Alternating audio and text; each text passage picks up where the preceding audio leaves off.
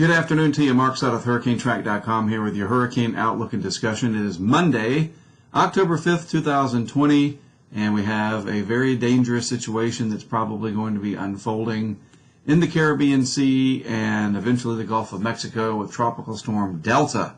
Hard to believe I'm saying Delta. I mean, there it is. We're here, and it's October. We've seen some very fierce hurricanes in October in recent years, and it looks like this year will be no exception. So let's get right to it and take a look at what we have, what we know, and what we don't know, and try to address a couple of questions. Then we'll talk about the coverage that we will be providing through HurricaneTrack here as this system gets into the Gulf and eventually makes landfall somewhere along the central Gulf Coast, more than likely.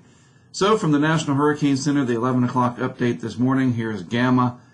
Rapidly weakening, being torn apart by strong upper-level winds going in the opposite direction that the low-level circulation is going. Then over here we have Delta just to the southwest of Jamaica, and it is becoming better organized by the hour. Probably going to see a period of rapid intensification with this system over the next couple of days. Key messages for Gamma: still producing heavy rainfall through midweek over portions of southeast Mexico, including Yucatan, Campeche, and Tabasco, and of course that could result into possibility of significant flooding. So keep that in mind if you're down there or you're planning to visit. You're not out of the woods yet in terms of the impacts from Gamma. Here is Delta, and the key messages for this, a few more bullet points because this is going to be growing more serious by the day. Tropical storm conditions tonight into the Cayman Islands area, especially Grand Cayman. Dangerous storm surge potentially for western Cuba by Tuesday, where there is a hurricane warning in effect. Heavy rainfall for Jamaica, the Caymans, western Cuba, and of course that could lead to significant flash flooding and mudslides. Always the ever-present hazards when we're talking about any tropical cyclone. Then, as we see here, it is forecast to approach the northern Gulf Coast late this week as a hurricane. And while there's definitely a lot of uncertainty in terms of the track and the intensity, where this ends up and how strong it'll be when it gets there, I think that the odds are in significant favor that this is going to be a powerful hurricane in the Gulf and is going to produce a significant storm surge. That's my number one concern here for the northern Gulf Coast is storm surge, because I think this is going to become very strong. And then you're going to have all the other impacts, the wind damage, etc. And, I mean, I think that the only thing we can hope for here is, I mean, it's all in how you look at it. We don't want this going into areas where Laura impacted. So let's keep it out of southwest Louisiana, and that certainly isn't wishing it on anybody. But if you have to have a landfall, if it's going to happen, let's not add misery to the already bad conditions that people are trying to recover from Laura, just at the end of August there. We don't have any control over that, but it's going to be a very tough few days ahead, especially for folks down in Louisiana, the central Gulf Coast as a whole. Coming up on the 2-year anniversary of Hurricane Michael. It was about 25 years ago this week, the last few days that we dealt with Hurricane Opal. I mean, October is a big month, believe it or not, for hurricanes. And here we are. So the satellite animation of the Gulf of Mexico and the Caribbean, courtesy of Tropical Tidbits.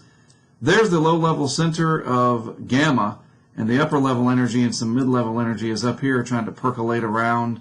But this is just kind of dying away, and it'll still bring some low-level moisture as well as a few squalls from time to time, as I talked about, from the hazards, the effects impacting land, whatever, hazards impacting land. From the Hurricane Center, yes, this will still bring a few rain showers and some of those heavy squalls from time to time over portions of the Yucatan. But it is Delta down here in the Caribbean that we are most concerned with. A few squalls in and around Jamaica, so maybe some heavy rain from time to time. But you folks, especially in Grand Cayman and then the Isle of Youth up here, and then really western Cuba, that's where the most concern is in the Caribbean for direct impacts from Delta as it moves through. Looking at a close-up satellite animation, this is a visible satellite shot, courtesy of weathernerds.org, and you can see this is definitely trying to ramp up. It has developed the CDO, or Central Dense Overcast, a ball of convection in and around the center, which is probably in there somewhere, and it's developing this big, strong feeder band over on the northeast side. It's already got a really strong one on the south, southwest, and wrapping around to the southeast side. So it's not going to be long before we see this really start to take off. And it wouldn't surprise me if this drops 40 to 60 millibars over the next 24 hours or so, that we see rapid deepening. This part of the Caribbean Sea is very, very infamous for creating intense hurricanes. No doubt about it. I'll show you why in just a moment. So the vorticity signature, we have the tropical cyclones on top, but you get the idea. This is what we track. And now the vorticity signature for Delta getting stronger and stronger, while the one for Gamma is becoming stretched out. So this will become less of an issue and will die away, and Delta will take over, probably absorbing some of the energy, believe it or not, from Gamma. All right, so let's take a look now at some of these parameters. Let me switch these around. This is the Caribbean Sea, and this is the upper ocean heat content map. And currently, Delta is sitting over this area right here. And it's going to be traversing absolutely ridiculously high levels of upper ocean heat content somewhere in this vicinity over the next couple of days. And it's just going to strengthen. There's very low shear in the atmosphere. And what that means, and this is one of those textbook examples, we've got the high upper ocean heat content, meaning that the warm water is not just at the surface, but that warm water extends maybe 100 meters or more deep. So as it churns up the ocean, it's just churning up more warm water. And the white color there is practically off the top of the chart that you can see on the right-hand side. This has to do with the thermodynamics of how the latent heat in the atmosphere gets kind of brought up out of the ocean, and literally it gets wicked into the hurricane, or would-be hurricane here. So upper ocean heat content plentiful. The other thing that we note is, from the discussion and looking at the modeling, is the wind shear, and that's the change in wind direction with height, is going to be virtually nothing. There's a little bit of dry air still in the area, but that's going to be quickly eroded. And once Delta develops an inner core, a very solid inner core and a definable eye, an eye that we can see easily on infrared and visible satellite imagery, then it should strengthen very quickly and at a faster rate. And it wouldn't surprise me at all if this reaches at least Category 4 intensity over this very warm water. So this is a big concern. Hopefully it won't do too much deepening, as we call it, before it reaches the Caymans, which is Grand Caymans right there, and then our friends in the western tip of Cuba. Same thing for that area, but that's more concerning up here because it's got more time to really start to ramp up over the next couple of days.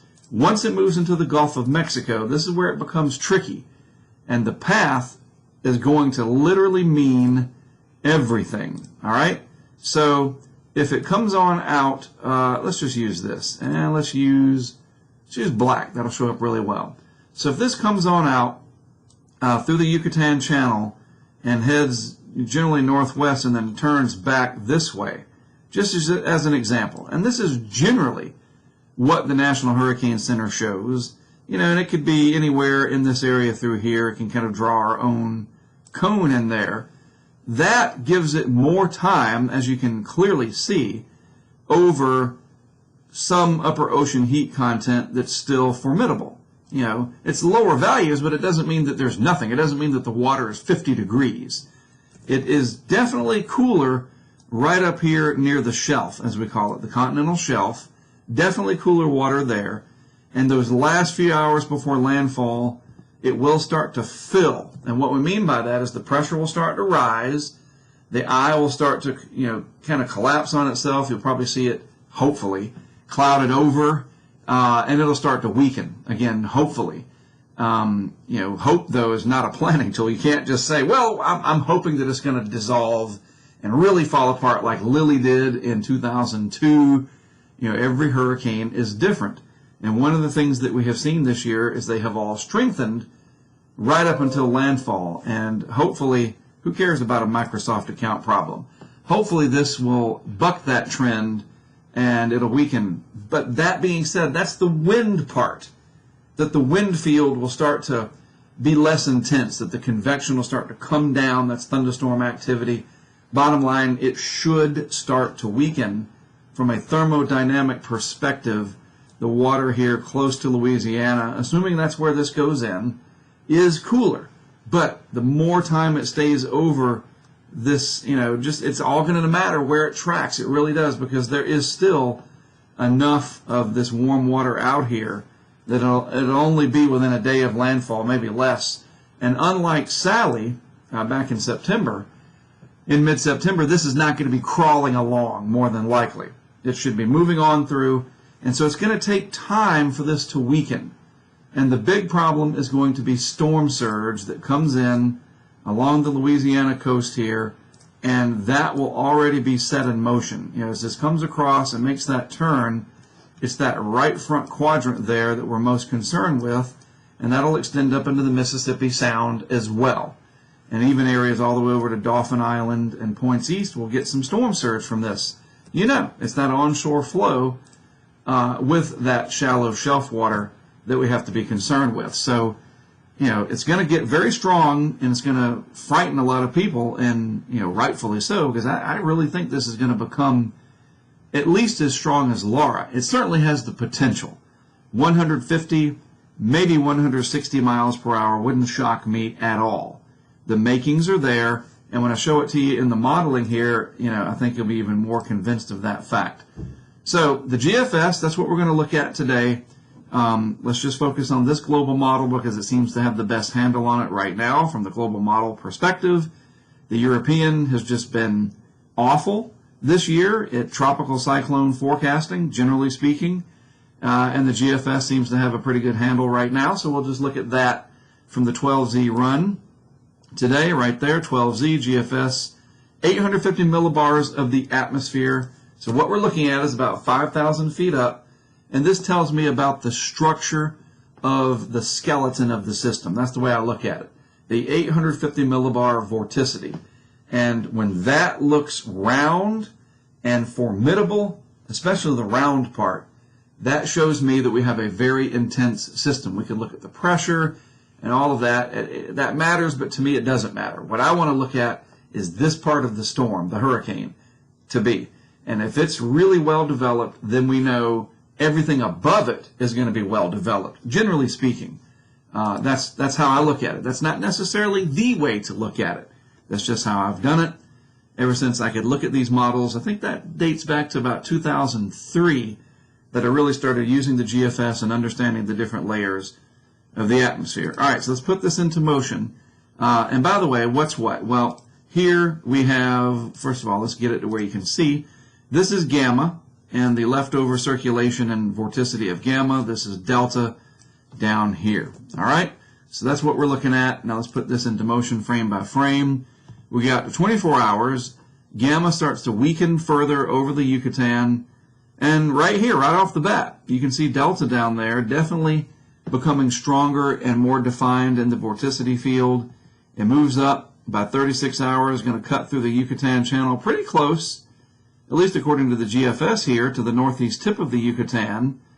I mean, really close there. And I think what we're seeing is some what we call binary interaction with the leftovers, the energy down here of gamma, trying to pinwheel it around. So this might be a little bit overdone by the GFS, where I guess it could be a little bit more off to the north and east here, but we'll see. The bottom line is it gets into the southern Gulf of Mexico, and then right here, once it clears the land, this is where it gets, it's just, man, that look in the model, this very well-defined circular look, tells me definitely a major hurricane, at least a Category 3, and in my opinion, with the way that the upper air is going to be, and we can look at that. Let's look at the upper dynamics real quick. We'll look at the 200 millibar wind at this point in time. I mean, it's sitting on the western side of the big upper high, sitting over here, very light wind, and everything's moving in the same direction. That's what's important. This will be moving with these wind streamers here, the streamlines. Everything's moving in the same direction. And that is what is so important, that everything goes along the same direction. That way the upward motion just continues. It doesn't get blown off where it's going like that. We don't see that here. And so it says 962 on the pressure. I think it'll be 40, maybe more millibars lower than that. So, you know, the upper levels aligning with the lower levels there, everything's moving in the same direction. This definitely has trouble. It stays strong all the way up until landfall somewhere in southeast Louisiana here, going pretty much over Baton Rouge into southern Mississippi. And this is going to be a nasty hurricane, regardless of the fact that the shelf water here closest to Louisiana has cooled off. That's the only reason that this will not be, I hope, there's that word, a catastrophic hurricane, but it could be close. So we got to watch this very closely over the coming days. You along the northern Gulf Coast there, central Gulf Coast, we've been through a lot this season. I get it. But, you know, it's still hurricane season. We know that. And we have to start preparing. We really do. The surge with this is what I'm most concerned with. It moves up into the Mississippi Valley, into Tennessee. Still pretty strong vorticity signature, so that's going to bring a lot of wind and rain and maybe some severe weather. We'll just have to see. And the reason that it's doing all of this, by the way, it's coming in around the backside of this high pressure right here. So let me just go back real quick and show you. See, it comes in, sorry, I went back too far. It goes around the periphery of that high. I drew it in and I pretty much nailed it. That was a good accident. A happy little accident. So yes, it comes around the high. It's not so much that a trough gets it. It's just that the high is not particularly strong. It's not ridging in all the way over here so that it won't go over towards Texas, I hope, because that would keep it out of this area right here. We don't need it over here. You know, we don't need it anywhere, but if we have to have a landfall, keep it out of southwest Louisiana. That's all I'm going to say about that. All right, so again, you guys up here along the coast from Panama City and points west, storm surge is going to be a problem. Onshore flow, be ready for it. Our coverage, we do it all through crowdfunding. Yeah, most of it. We have a partnership with the Weather Channel that helps with some of the funding, but most of it's through the crowdfunding here, through Patreon. That's patreon.com/HurricaneTrack. I'll show you that in a moment. And it's the $10 level. This is where it all starts. And if you know this already, you're already a patron, tune out now. I understand. That's fine. But other people may not have heard of it, so I got to tell you.